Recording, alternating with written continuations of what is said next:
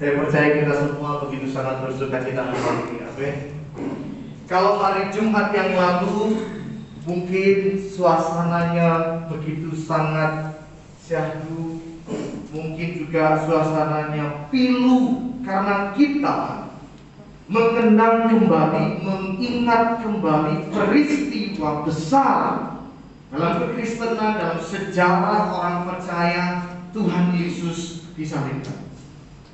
Tetapi pada pagi hari ini bersama-sama dengan seluruh orang percaya di seluruh dunia, kita merayakan Paskah. Apa itu? Merayakan bagaimana Tuhan mengalahkan maut. Tuhan bangkit kembali.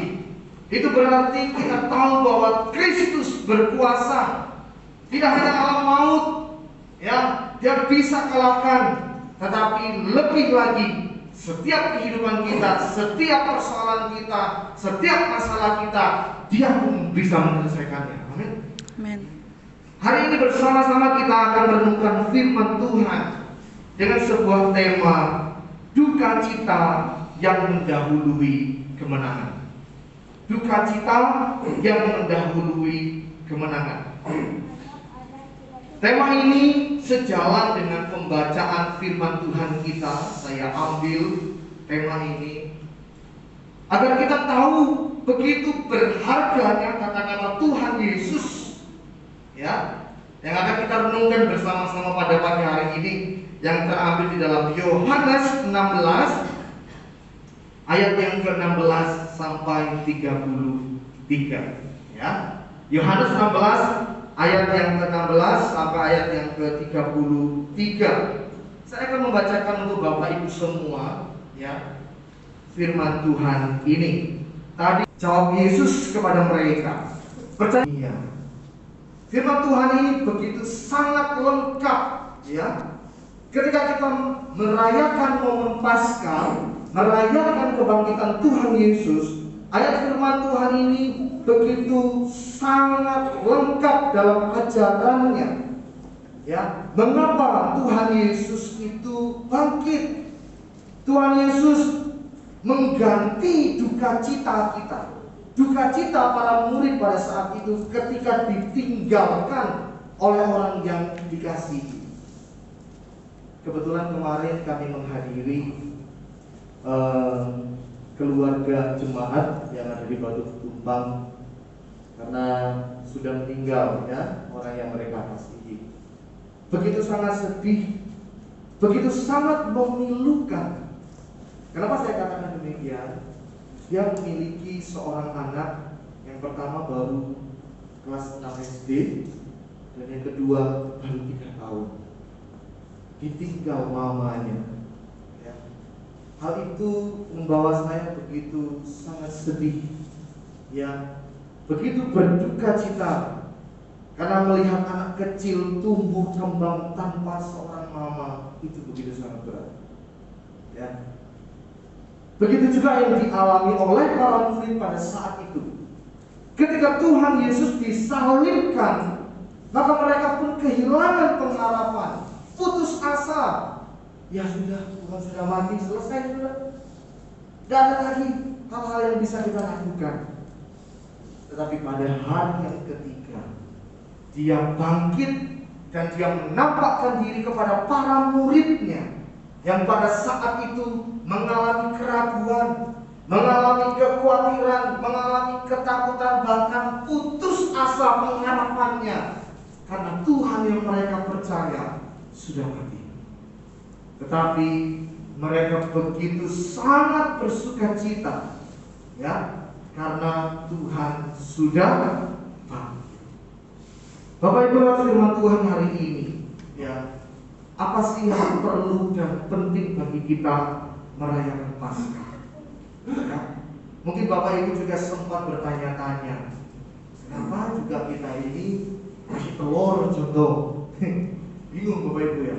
Paskah memperingati kebangkitan Tuhan Yesus, kita disuruh kasih telur gitu ya. Hubungannya gimana? Gitu kan? Nah, dalam budaya Eropa ya, telur itu adalah simbol kehidupan yang baru ya. Ketika banyak jemaat Tuhan di daerah Eropa memberikan telur ya, yang mentah itu tadi ya, sebagai lambang kehidupan yang baru ya, tetapi dia pun belum menjadi benar-benar baru dan dapat dinikmati sebelum dimasak gitu ya.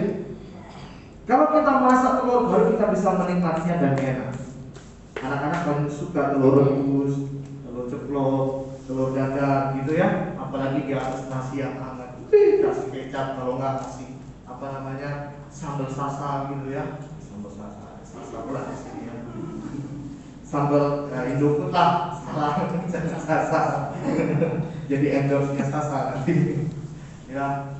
Itu menjadi sebuah lambang kehidupan yang baru.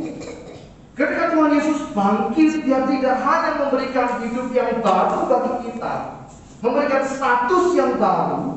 Kita orang yang berdosa dibenarkan lebih lagi menikmati pengharapan kekal di hidup yang kekal di dalam kerajaan surga. Luar biasa ya, kehidupan yang baru yang Tuhan berikan.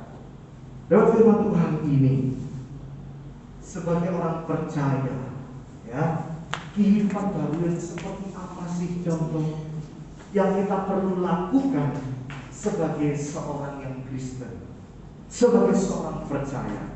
Firman Tuhan pada hari ini ya, dalam Yohanes 16 ayat 16 sampai 33. Yang pertama ya, apa tujuan utama dalam perikop ini sehingga kita mengisi hidup kita di mana Tuhan sudah bangkit dari antara orang mati?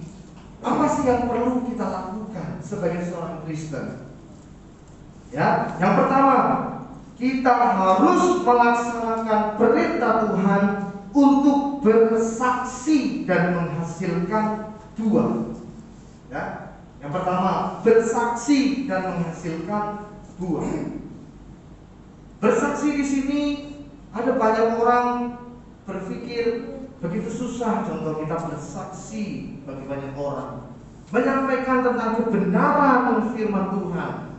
Ya, dalam perikop firman Tuhan yang lain mengatakan, kesaksian kita yang hidup adalah kesaksian ketika kita berada di tengah-tengah masyarakat dan kita tetap hidup benar di tengah-tengah dunia yang jahat.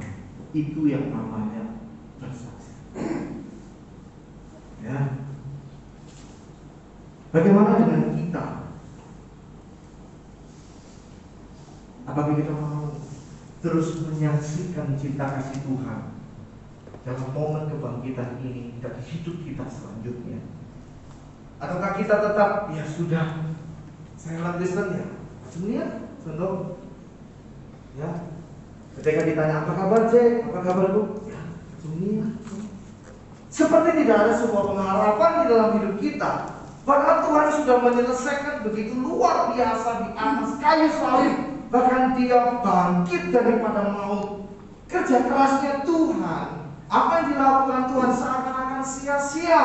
Ketika kita tetap hidup di dalam dosa, kita tetap hidup dalam tidak benar, dan kita menjadi saksi yang terbaik di tengah-tengah masyarakat. Dan firman Tuhan hari ini kita mau belajar kembali. Momen kebangkitan Tuhan bukan berarti kita berpangku tangan, berdiam diri dan selalu berduka cita hanya mengenang kematian Tuhan. Enggak. Kita punya tugas, kita punya tanggung jawab. Kita menjadi saksi Tuhan dimanapun kita berada. Ya. Dan yang kedua, yang terakhir,